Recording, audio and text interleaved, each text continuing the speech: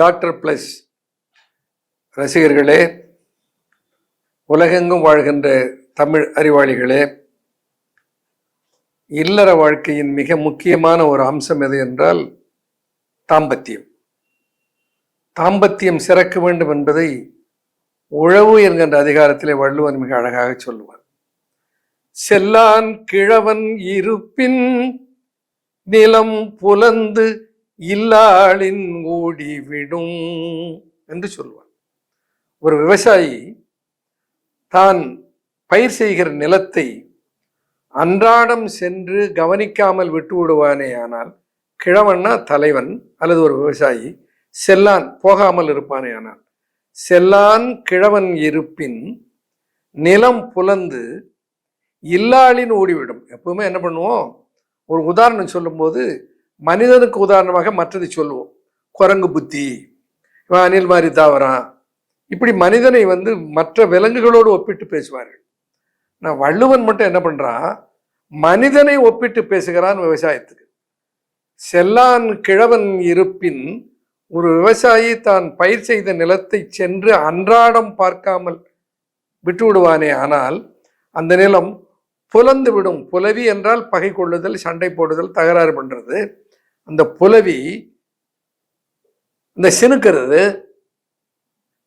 நிலமானது புலந்து விடும், அது உனக்கு பலன் கொடுக்காமல் போய்விடும். எப்படி என்றால் இல்லாளின் இல்லத்தாளை போல. எப்படி சொல்றான் பாருங்க, இல்லத்தாளை நீ அன்றாடம் சரிவர இல்லற சுகத்தை தந்து மகிழ்விக்காது இருந்து விடுவாயே ஆனால், அது பார்க்காமல் விட்ட பயிரை போல, நிலத்தை போல பலன் தராமல் போய்விடும். எவ்வளவு அருமையா சொல்றான் பாருங்க. இப்ப என்ன பண்ணணும், ஆண் பெண் இருபாலரும் தாம்பத்தியத்தில் நிறைவுற்றிருக்க வேண்டும். இப்பொழுது ஒரு பெரிய பிரச்சனை என்னன்னா, ப்ரீமெச்சூர் இஜாக்குலேஷன் என்று ஒரு பிரச்சனையை சொல்லுகிறார்கள். எரெக்டைல் டிஸ்ஃபங்க்ஷன் என்று ஒரு பிரச்சனையை சொல்லுகிறார்கள். விரைப்பில் சரியான முழுமையான விரைப்புத்தன்மை இருப்பதில்லை. ஆண் பெண் சேருகிற போது இருவரும் உச்சநிலையை அடைவதற்கு முன்னால் ஆணுக்கு விந்து வெளியாகி விடுகிறது. அல்லது இன்றைக்கு கூட ஒருவர் ஆன்லைன்ல கன்சல்ட் பண்ணும்போது சொன்னார், முத்தமிடுகிற போதே என்னுடைய விந்து வெளியாகி விடுகிறது, பிறகு இல்லற உறவை என்னால் கொள்ள முடியவில்லை. சிலர் ஓரிரு அசைவுகளோடு என்னுடைய விந்து வெளியாகி விடுகிறது. இப்படிப்பட்ட சூழலுக்கெல்லாம் சித்தர்கள் நல்ல மூலிகைகளை தந்திருக்கிறார்கள், அவைகளை பயன்படுத்துங்கள். இந்த சொல்லையே கையாள்றார் தேரையர். முந்து நீரை தடுக்கும் மோரை போலே ஒழுகும் விந்துவை தடிப்பித்து மேனியிடும். விந்துவை தடிப்பித்து மேனியிடும் தொந்த கரிய நிற வாயுவை காத விடுக்கும் பெரிய முருங்கை பிசின். மூன்று பிசின்களுக்கு இல்லற துய்க்கிற ஆற்றலை கூட்டுகிற பெருக்குகிற ஆற்றல் உண்டு. அது மூன்று இன்றைக்கு சொல்றேன், அதை கொண்டு வந்து எப்படி தயாரிக்கிறது சொல்றேன், பயன்படுத்துங்க. ஒன்று முருங்கை பிசின், முந்து நீரை தடுக்கும். இல்லற சுகத்தில் முந்திக் கொண்டு வருகிற நீரை அது தடுத்து நிறுத்தும். அதைத்தான் குறிப்பிடுகிறார் என்பது எப்படி தெரிகிறதுன்னா, மோரை போலே ஒழுகும் விந்துவை தடிப்பித்து. மோர் போல நீர்த்து போகிற விந்து. அங்க வெறும் பிராஸ்டேட் செக்ரீஷன் மட்டும்தான் இருக்கும். விந்துவனுடைய இறுக்கத்தன்மை இருக்காது, கெட்டித்தன்மை இருக்காது. விந்து கெட்டித்தன்மை இருந்தால்தான் அதை கட்டி அதை நிறுத்த முடியும். அப்போ முந்து நீரை தடுக்கும் மோரை போலே ஒழுகும் விந்துவை தடிப்பித்து மேனியிடும். விந்து தடிமனானால், விந்து பலமுற்றால் முகத்திலே பொலிவும் தேஜஸும் வரும். மேனி இடுதல், மேனியை சிலப்பா சொல்லுவான், இல்ல மேனியா இருக்காயா, அவ்வளவு பாரு எவ்வளவு மேனியா இருக்கா. மேனி என்றால் ஒரு தேஜஸோடு அழகோடு இருத்தல். அது எதை பொறுத்து இருக்கிறது, விந்துவனுடைய திடத்தை பொறுத்து இருக்கிறது. அப்போ முந்து நீரை தடுக்கும் மோரை போலே ஒழுகும் விந்துவை தடிப்பித்து மேனியிடும். கரிய நிற வாயுவை காத விடும் பெரிய முருங்கை பிசின். பெரிய முருங்கை என்று சொல்வது நம்ம வீட்டில எல்லாம் வளர்க்கிற மர முருங்கை. செடி முருங்கை என்று ஒரு வெரைட்டி இருக்குது. அதுல இந்த முருங்கை மரத்தில இருந்து பிசின் வரும். அந்த பிசினுக்கு ஆண்மையை மேம்படுத்துகிற, விரைப்புத்தன்மையை பலப்படுத்துகிற ஆற்றல் உண்டு. இது ஒரு பிசின். இன்னொரு பிசின், அது கருவேலம் பிசின் என்று சொல்வார்கள். இந்த கருவேலம் பிசினுக்கும் ஆண்மையை மேம்படுத்துகிற ஆற்றல் உண்டு. கருவேலம் பிசினுக்கு அந்த ஆற்றல் உண்டு. நீர்த்தொழுகு விந்தை நிலைக்க புரியும் எரி பூத்தொழுகு வெட்டைதனை போக்கும் காண். நீர்த்து ஒழுகு விந்தை நிலைக்க புரியும் எரி பூத்தொழுகும் வெட்டைதனை போக்கும் காண். பூத்தொழுகு வெட்டைதனை போக்கும் காண். இம்மாத்திரமோ தேகதிரம் உரமும் தரும் பெரியோரால் பெசுகரு வேலம் பிசின். இவ்வளவு அழகா சொல்றாரு பாருங்க. இம்மாத்திரமோ, எம்மாத்திரம், விந்துவை தடிப்பித்து செய்கிற ஆற்றல் மட்டும்தான் அதுக்கு இருக்கிறதா? நீர்த்தொழுகு விந்தை நிலைக்க புரியும். நீர்த்து போதல், முன்ன முருகைக்கு சொன்னார் பாருங்க, மோரை போலே ஒழுகும்னு. இப்ப நீர்த்து போகிற விந்து என்ன ஆகும்? திடம் இல்லாமல், தடிமன் இல்லாமல் நீரை போல இருக்கும். அப்படி நீர்த்து ஒழுகிற விந்துவை நிலைக்க புரியும்.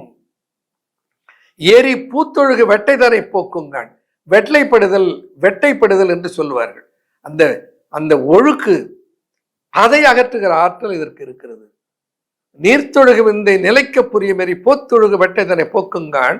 இவ்வளவுதானா? இம்மாத்திரமோ தேகதிரமுரமும் தரும். தேகத்துக்கு திறத்தையும் உரத்தையும் பலத்தையும் தரும். தேக திறம், திறம்னா தெரியும் இல்லையா? திறமையா இருக்கா. தேக திறம் உரமும் தரும். நல்ல வல்லமையும் பலத்தையும் உனக்கு சேர்க்கும். எது? பெரியோரால், பெரியவர்கள் எல்லாம் பேசுகிற கருவேலம் பிசினுக்கு அந்த ஆற்றல் இருக்கிறது என்று தேரவர்கள் குறிப்பிடுவார்கள். அதுபோல இன்னொரு பிசின் வாதுமை பிசின் என்று சொல்லுவோம். வாதுமை பிசினுக்கு இன்னொரு பேர் பாதாம் பிசின், இன்னொரு பெயர் அடப்ப பிசின். அடப்ப மரம் என்பதும் பாதாம் மரத்தை குறிக்கிற சொல். இந்த அடப்ப மரம் அல்லது பாதாம் மரம் அல்லது வாதுமை மரத்தினுடைய பிசினுக்கும் ஆண்மையை மேம்படுத்துகிற ஆற்றல் உண்டு என்று தேரையர்கள் சொல்வார்கள். அவர் எப்படி குறிப்பிடுகிறார் பாருங்க. நெஞ்சம் உறக்கும் நெகிழ் விந்துவை தடிப்பிக்கும். பாருங்க, முதல்ல சொன்ன 2 பாடல்லையுமே அவர்கள் சொல்ல விந்துவை தடிப்பித்தல். நெஞ்சம் உறக்கும் நெகிழ் விந்துவை தடிப்பிக்கும். நெஞ்சம் உறக்கும் நெகிழ் விந்துவை தடிப்பிக்கும். நஞ்சு மருந்துகளுக்கு நல்ல அமிர்தாம். நஞ்சு மருந்துகளுக்கு நல்ல அமிர்தாம். விஞ்சு கப கோழை அடக்கும் குலவாதுமையனும். வாழை அடப்பஞ்சளிக்குமால் என்று தேரையர் சொல்வார். அடப்பஞ்சளி, அடப்ப மரம் என்பது இந்த வாதுமை மரத்துக்கு இன்னொரு பேர். அந்த அடப்ப மரத்தில் வர பிசினை என்ன சொல்றார்? அடப்பஞ்சளி என்று சொல்றார். அடப்பஞ்சளி, வாழை அடப்பஞ்சளிக்கு, அடப்பஞ்சளி என்கின்ற வாதுமை பிசினுக்கு என்ன கிடைக்குமா? நெஞ்சம் உறக்கும் நல்ல பலம் கிடைக்கும். நெஞ்சிலே ஒரு வல்லமை கிடைக்கும். நெஞ்சம் உறக்கும், நெஞ்சம் உறக்கும் நெகிழ்விந்து தடிப்பிக்கும். நெஞ்சம் உரமேறும், பலமேறும். நெகிழ்கிற விந்து, கட்டுப்பாடின்றி கழிகிற விந்துவை அது தடிப்பிக்கும். நஞ்சு மருந்துகளுக்கு நல்ல அமிர்தம். சில நேரங்களில் சில மருந்துகள் உடலுக்கு ஒவ்வாமையை தந்து விட்டால் அவைகளெல்லாம் அகற்றுகிற ஆற்றலும் இந்த வாதுமை பிசினுக்கு இருக்கிறதா.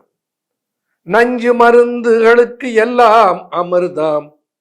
விஞ்சு கய கபம், விஞ்சு கப கோழை அடக்கும். கபத்தினாலே வருகிற கோழையை, கோழைன்னா சளி. விஞ்சு கப கோழை அடக்கும் குலவாதுமை எனும். இதான் ரொம்ப முக்கியம். வாதுமை என்கின்ற பாதாம் பருப்புல ஒரு வகையான பருப்பு கசக்கும், அது சாப்பிடக்கூடாது. அது குலப்பருப்பு அல்ல, நல்ல பருப்பு, நல்ல ருசியாக இருக்கும், கசக்காது. குலவாதுமை என்னும் குலவாதுமை என்னும் வாழை அடப்பஞ்சளியார். அடப்பஞ்சளிக்குமால், அடப்பஞ்சளி என்கின்ற வாதுமை பிசினுக்கு இந்த சக்தி இருக்கிறது. அப்ப இந்த நாம் செய்கிற மருந்து இருக்கிறதா, நம்ம மகள் செய்கிறோமே, மகல்ல இவைகள் எல்லாம் சேர்க்கிறோம், எல்லா மூலிகைகளும் அதில் சேர்க்கிறோம்.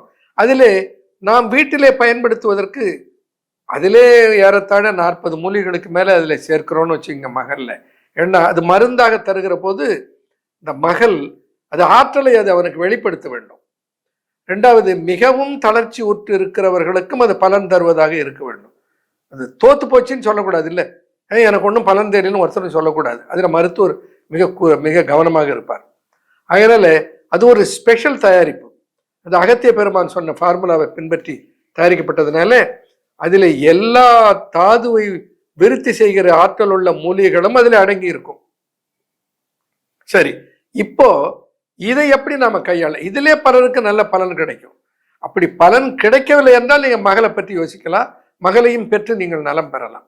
அப்போ இதுல என்ன, இதை எப்படி தயாரிக்கிறது? இந்த 3 பிசினையும் கொண்டு வந்து உடைத்து நன்றாக உலர வைத்து விடுங்கள். உலர்ந்தா மொறுமொறுன்னு ஆயிடாது. எது? முருங்கை பிசின், கருவேலம் பிசின், பாதாம் பிசின். இந்த 3 பிசினும் கடையில் விற்கிறது. கடையில இருந்து முதல்ல ஒரு 100 கிராம் வாங்குங்களேன். அதை கொண்டு வந்து நன்றாக உடைத்து உலர வைத்து, நன்றாக உலர்ந்த பின்னால் அரைத்து சூரணம் மாதிரி பவுடர் ஆக்கிட்டு, அதில் 1 தேக்கரண்டி அளவுக்கு எடுத்து பாலிலே இட்டு காய்ச்சி, அது பிசின் இல்லையா, அதை காய்ச்சனோம்னா அதில் அப்படியே உருகி வந்துடும்.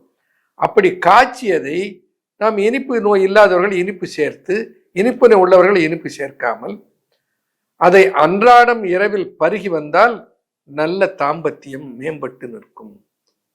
இந்த 3 வேளையும் சாப்பிடலாம். நிரந்தரமாக ஒரு நல்ல ஆண்மை செழிக்க வேண்டும், எல்லா வயதிலும் நல்ல ஆண்மையோடு வாழ வேண்டும் என்று நினைத்தால் இந்த 3 வேளையும் கூட சாப்பிடலாம். அப்படி ஆண்மையை மேம்படுத்தி இந்த ப்ரீமெச்சூர் எஜாக்குலேஷன் என்கின்ற PME என்கின்ற உபாதையில இருந்து விடுபடுவதற்கு சித்தர்கள் சொல்லி இருக்கிற மூலிகைகள் என்னன்னா, இந்த 3 பிசினுடைய கூட்டு, பாதாம் பிசின், கருவேலம் பிசின் அண்ட் வாதுமை பிசின். ஐயா 3ம் கிடைக்கல, என்ன பண்றது? எது கிடைக்கிறதோ அதை பயன்படுத்துங்க, அதுக்குண்டான பலன் கிடைக்க போறது.